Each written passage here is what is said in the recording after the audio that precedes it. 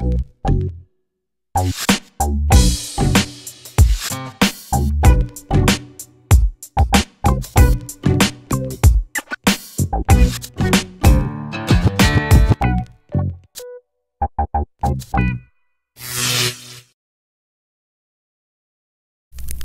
everybody, and welcome to another redstone tutorial. Today, as promised, I'm going to show you a little bit about concealing your redstone circuits. So as you can see, I've made a little area of stone, and can probably even extend it a little bit just to give us some surface area. And then under it, we're going to clear it out, and pretty much what we're going to be accomplishing today, pretty self-explanatory, but I'll go ahead and go through it. Basically, we're going to conceal our redstone circuits. So I'm going to make pretty much the same door I made last time. The same door structure, except this time I'm going to have it underground. So that's what I'll be doing. I'll probably utilize this paper here. That'll be nice. Let's go and spawn us 2 doors. And we'll plop them down. Now let's say here's our doors right here, and here is our wall right there. Go and make it too high just for effect.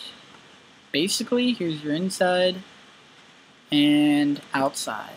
Now, it's going to be a little bit different. You're going to be using a tad bit different kind of style of redstone to do it, but it's all basically the same thing.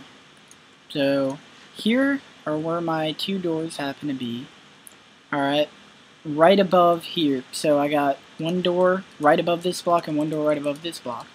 Now I put my 2 torches to start with, and let's go see what it did. As expected, one of them, oh, not good. One of the doors opened, one of them is closed, and this is the one that is going to be your inverse door because it is powered and it is closed. So that's the one we're going to have to change up a little bit. Now, you're not always going to have this big of an area. You're not always going to have the whole area under your house, especially if you start working with multiple circuits that you're integrating into your home. You might be a little more cramped on room, and that's where it gets a little difficult. So I'll try to keep this pretty decently small. What we're going to want to do, I'm going to quite simply make this pretty complicated, because what I'm going to do is I'm going to add in the same pressure plate deal, but this time the pressure plates are going to be able to be turned off. And prior or after this tutorial, I'll actually show you a little bit an actual place that I integrated this into. So just for simplicity's sake, let's just make us right here. It doesn't really matter. It can be anywhere in your house, but let's just make us our switch be right there. In fact, let's make it on top of the block, a little bit easier to hit. Now, bring it down. There's our switch.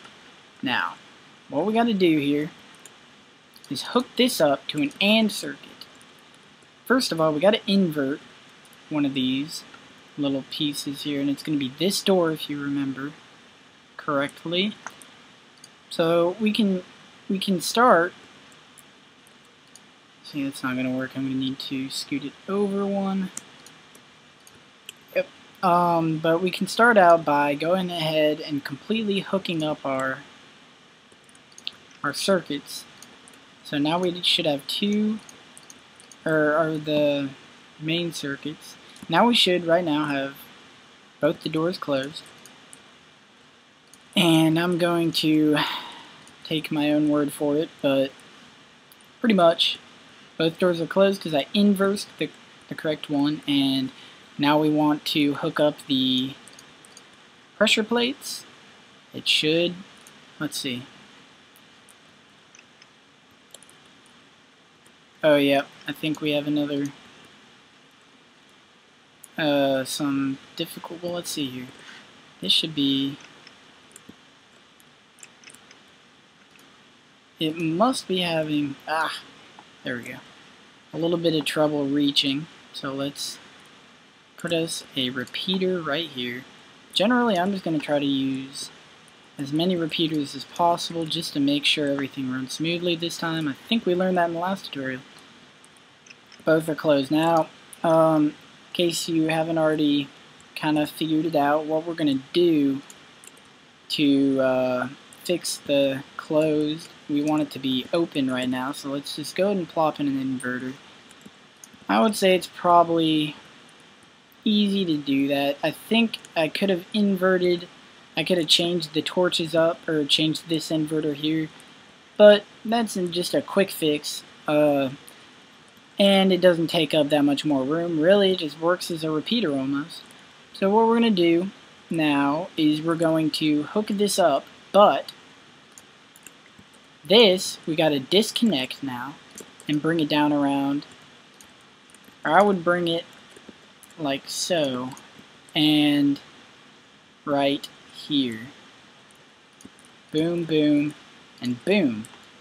And I know I've said it before, but if you have seen my other tutorials, then you will understand what this is. It's an AND gate, if you don't recognize it.